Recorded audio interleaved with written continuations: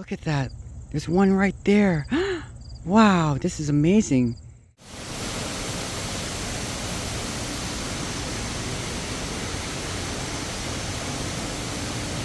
All right, greetings everybody. So hi, my name is SweetlyLorelei and I like to focus usually on good vibes and positive things. Now what's really crazy about this is we're in front of the Botanical Gardens Butterfly Conservatory right over here in Niagara Falls, Canada. It's very close to Niagara Lake. Regardless, I wanted to discuss about something that's been under my radar for about 6 months right now. What's really interesting about the monarch butterflies is that they travel over 2,500 kilometers to pretty much get where they need to go, especially in central Mexico where it's relatively warm during the winter season. What's fascinating about it is that none of their parents or grandparents, in the previous generations ever taught them how to get to this place, but yet they somehow know. And it's really, really fascinating when you get to explore this sort of thing.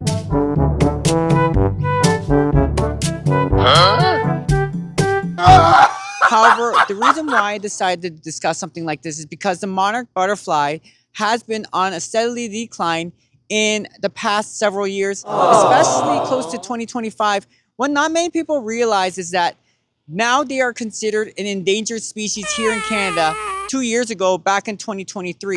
Now, since the US have not officially stated this underneath their public listing. So for me to pretty much bring this sort of awareness, we just wanted to say that monarch butterflies are very important. It's a very beautiful species, especially if we want to keep them growing. And of course, let them flourish, especially when they're on their way down to central Mexico and back. But lately, especially with the milkweeds on the decline, pesticides, everything else, it's just very unfortunate that these butterflies aren't around as much as people would have originally thought.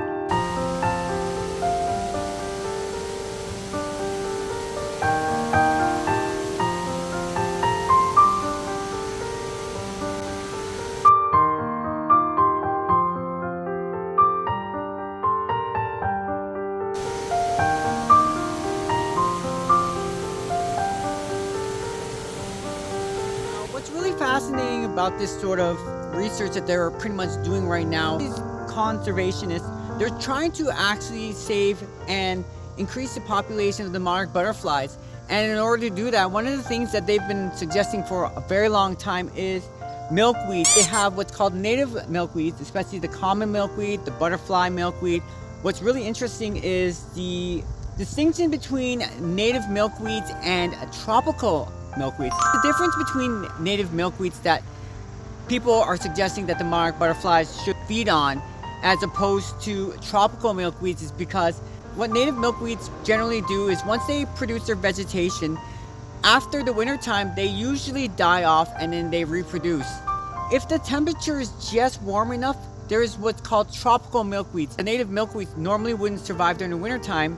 However, the monarch butterflies see something that's typically around their tropical milkweeds instead because they survive in the wintertime. And what the experts are saying, especially those who are observing the monarch butterflies, is that it's throwing the monarch butterflies off track. Not only does it kind of like distract the monarch butterfly from actually going down the usual migration path towards central Mexico, some people are even speculating that these leaves from these tropical milkweeds, usually they carry on diseases that normally would die off during the winter time had it been a native milkweed instead. And that's why they're trying not to promote more of these tropical milkweeds, but trying to promote the native milkweeds, especially if you're getting these seeds towards this monarch population.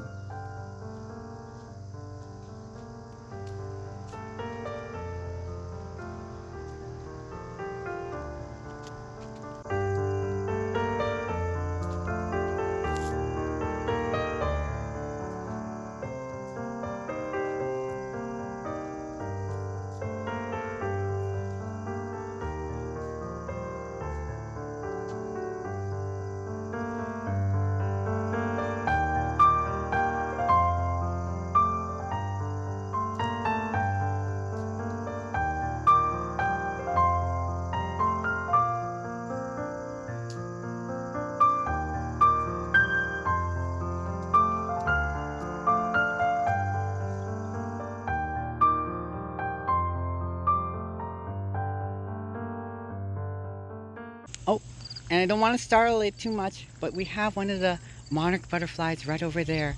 It is very beautiful. And they say from the Nature Watch, the monarch butterfly, they have a whole community that supports these butterflies in general. So to see them thrive, survive, and grow, and we're working together as a network, as a team, is absolutely fascinating. So, and I actually spotted one too. Oh my goodness, sorry about this, everybody. Might be hard to see, but it's right over there. Just want to say, these monarch butterflies, I don't know, they just like to fly around. Oh my goodness. Aww. And I just want to say they're very pretty indeed. Oh my goodness. Hi. You're really pretty indeed. These are super beautiful. Oh my goodness. So yeah, I was just gonna say, it's kind of crazy because I've been exploring around this area for an hour and a half now, and I already spotted some beautiful monarch butterflies around along the way. The monarch butterflies are ready to head south and ready to hit home. So it's really interesting how they all converge in that one area. Thanks everybody for joining in my adventures as usual, and holy moly, I'm gonna have to say it's a really cool adventure. It's exploring out in the wild. Not a nature's kind of person though, but I have to admit though, when it comes to these monarch butterflies, they're very beautiful, but sometimes you don't even realize that these paths they take, very interesting indeed. And I have to say, I admire them for not only their beauty, but they're also their perseverance. So thanks everyone. Rock on.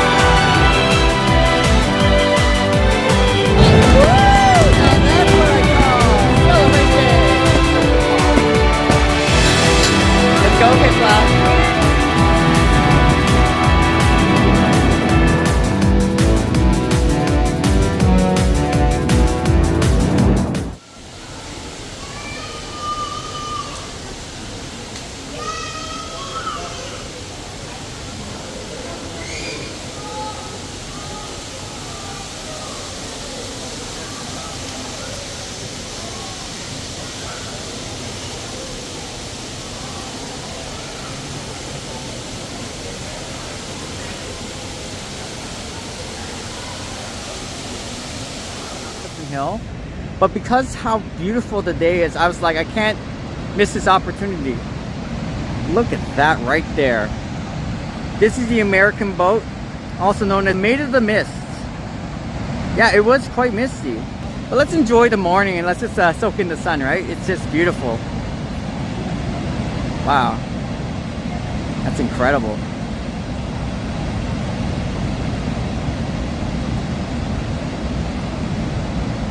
Oh, it is so good.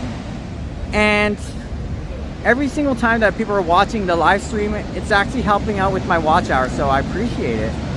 I just want to say thanks to each and every one of you for helping not just support my channel, but also bringing awareness to other people who want to see Niagara Falls too. Pretty cool place to go to. Oh, this is fabulous. Yeah. So these are the hotels that are closest to Niagara Falls over here. You just have to take the falls incline. This is the device that actually takes you down to Niagara Falls. And let's see. Oh, this is beautiful. Yes!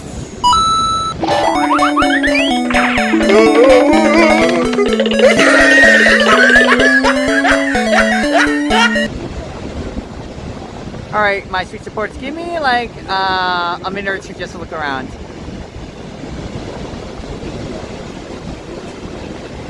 There's a lot of people here, but this is gorgeous.